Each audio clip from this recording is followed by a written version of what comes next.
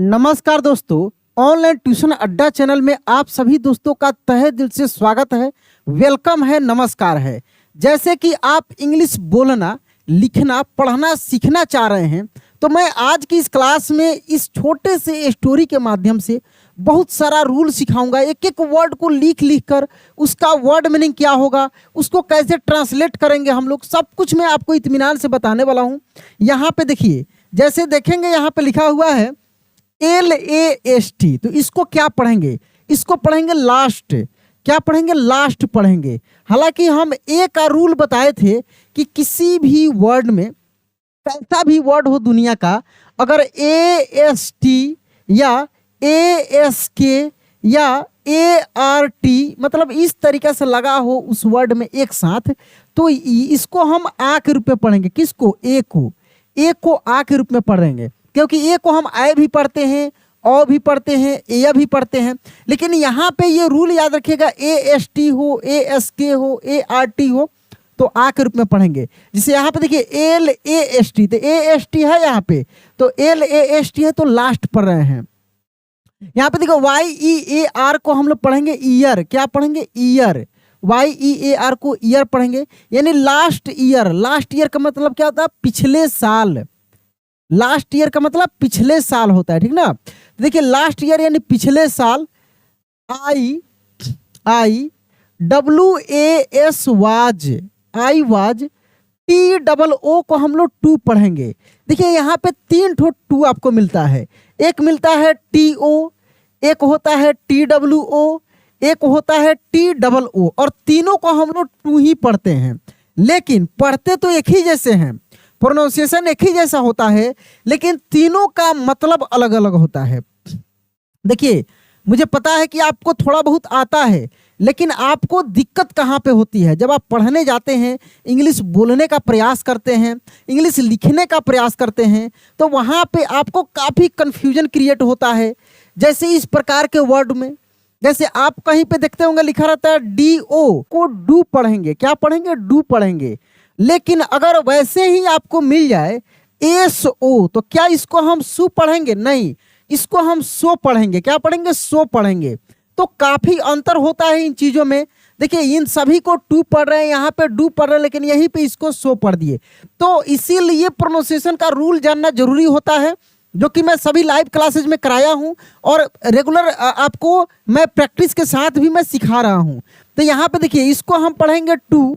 SHY को हम लोग पढ़ेंगे साई, टू साई। और फिर यहाँ पे TO लिखा है, तो इसको भी हम लोग टू ही पढ़ेंगे। ये दोनों को हम लोग टू पढ़ रहे हैं, लेकिन दोनों टू का अलग अलग अंतर है, ठीक है। यहाँ पे देखिए SPEAK को हम लोग स्पीक पढ़ेंगे। क्या पढ़ेंगे? Speak. Too shy, to speak. ENGLISH को क्या पढ़ देंगे हम लोग? इंग्लिश। देखिए यहाँ पे I was too shy. Shy means होता है झिझक या शर्म भी होता है, ठीक है ना। तो कह रहे कि आई वॉज टू शाई, यानी मुझे इतना झिझक होती थी। झिझक माने बोलने में जैसे आपको अंदर से झिझक नहीं होती है कि ये वर्ड हम बोल रहे हैं, गलत बोल रहे हैं, सही बोल रहे हैं। तो कह रहे कि I was too shy to speak English, यानी मुझे अंग्रेजी बोलने में बहुत झिझक होती थी, बहुत शर्म आती थी, इंग्लिश नहीं बोल पाते थे, ठीक ना। यहाँ पे कह रहा है कि KNEW को हम लोग पढ़ेंगे न्यू। क्या पढ़ेंगे? यहाँ पे न्यू पढ़ेंगे। I knew. इसके बाद देखिए यहाँ पे एक एक वर्ड को खूब ध्यान से देखिए, बहुत बारीकी से मैं चीज़ों को आपको सिखाऊंगा, समझाऊंगा। और एक वर्ड को सीखने का मतलब उससे रिलेटेड बहुत सारे वर्ड को सीखना।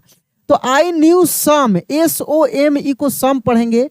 WORDS यानी वर्ड्स। कर कि आई न्यू, न्यू मतलब होता है जानना, नो मिस जानना होता है, समझना होता है, आना होता है। न्यू मिस मतलब देखिए, आई न्यू सम वर्ड, यानी मुझे कुछ शब्द पता थे। इसको आप ऐसे भी बोल सकते हैं, आई न्यू सम वर्ड, यानी मुझे कुछ शब्द जो थे क्या थे? पता थे। पता होना, जानना, समझ रहे हैं, यानी मैं कुछ शब्दों को जानता था। बट इसको पढ़ेंगे बट। MY यानी माई। VOYSE voice. My voice was, my voice was quite, क्या पढ़ेंगे यहाँ पे? Quite. My voice, but means लेकिन, माई मीन्स मेरा, वॉइस मीन्स आवाज, लेकिन मेरी आवाज क्या था? मेरी आवाज जो था धीमा था। क्वाइट मीन्स क्या होगा? धीमा होगा, शांत या धीमा बोल सकते हैं। इसका एक बार और समझ लिए। लास्ट ईयर, पिछले साल, I was too shy to speak English, मुझे अंग्रेजी बोलने में झिझक होती थी। आई न्यू सम वर्ड्स, यानी मुझे कुछ शब्द पता थे। बट लेकिन माई वॉइस वाज क्वाइट, लेकिन मेरी आवाज जो क्या थे? धीमे थे, यानी मैं बोल्डली नहीं बोल सकता था। उसके बाद देखिए, I was AFRAID afraid, I was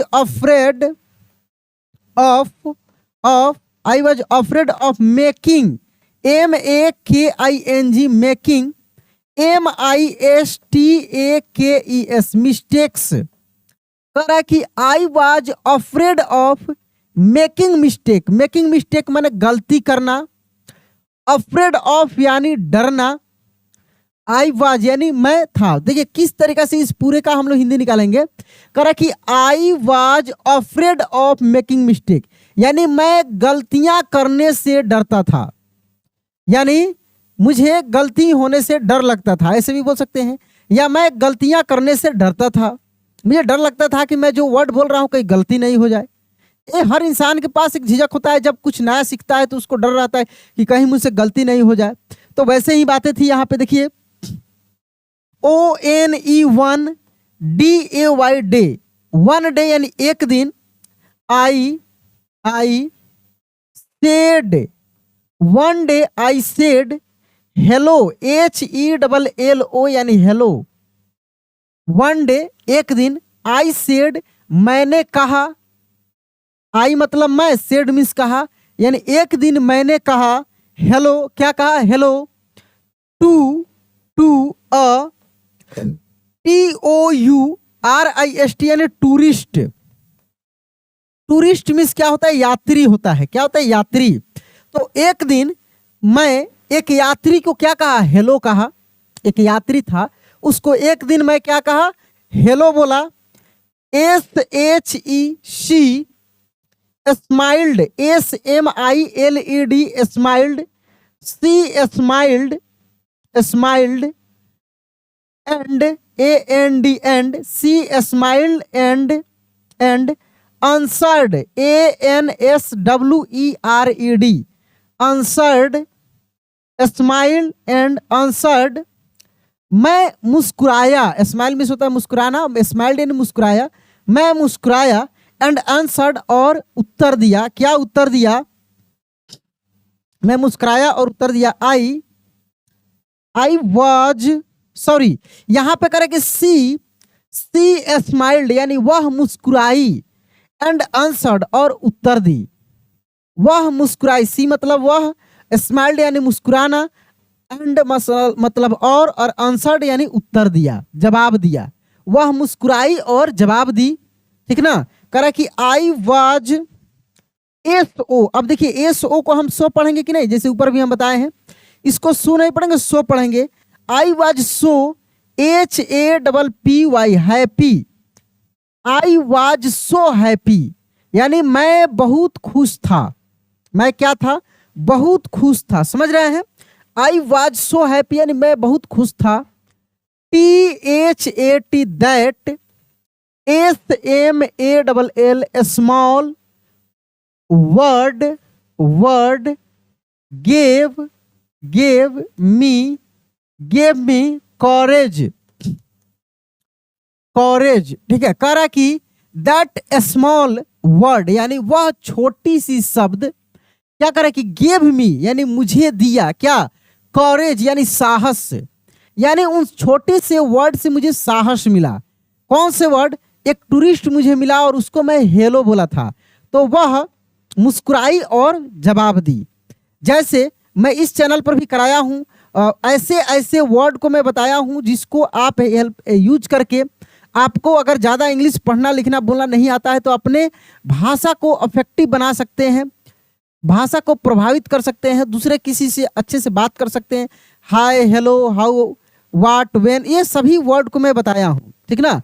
देखिए यहाँ पे करा कि स्टार्टेड स्टार्टेड स्टार्टेड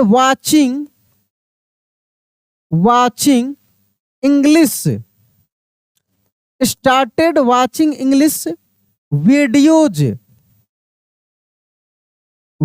करे कि स्टार्टेड वाचिंग इंग्लिश वीडियो, यानी अंग्रेजी वीडियो देखना शुरू किया। वैसे वीडियो मैंने देखना शुरू किया जो इंग्लिश में था, जैसे बहुत सारे मूवीज थे, कार्टून थे, ठीक ना, उन सभी चीज़ों को मैंने देखा, बहुत सारे स्टोरीज थे, उनको मैंने देखना शुरू किया। करे कि स्टार्टेड यानी शुरू किया, वाचिंग इंग्लिश वीडियो यानी अंग्रेजी वीडियो को देखना। उसके बाद देखिए यहाँ पर रीडिंग शॉर्ट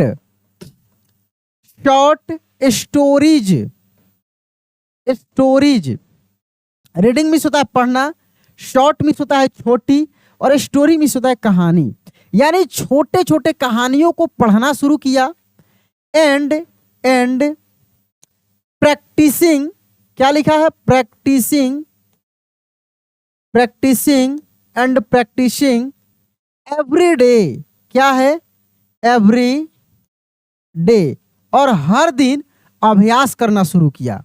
तो यहाँ पे देखिए कि किस प्रकार से हम एक एक वर्ड को लिख रहे हैं, उसका वर्ड मीनिंग बता रहे हैं, फिर सेंटेंस को हम कैसे आपको हिंदी में समझा रहे हैं। रेगुलर आपको इस प्रकार के क्लासेज अगर चाहिए तो कमेंट में लिखिए एक बार कि यह क्लास आपको कैसा लगा, ताकि मैं फिर से और भी अच्छे क्लास को लेकर आऊँ। अगर अच्छा लगा होगा तो एक बार वीडियो को लाइक कर दीजिए, और सबसे बड़ी चीज़ कि अगर चैनल को सब्सक्राइब नहीं किए तो जरूर कर लीजिए, ताकि आपको जो भी मैं क्लास कराऊँ, लाइव कराऊँ, रिकॉर्डेड डालूँ, वो तुरंत आपके पास पहुँच जाए। तो चलिए दोस्त, आज क्लास यहीं पे एंड करते हैं, मिलते हैं अगले क्लास में। जय हिंद।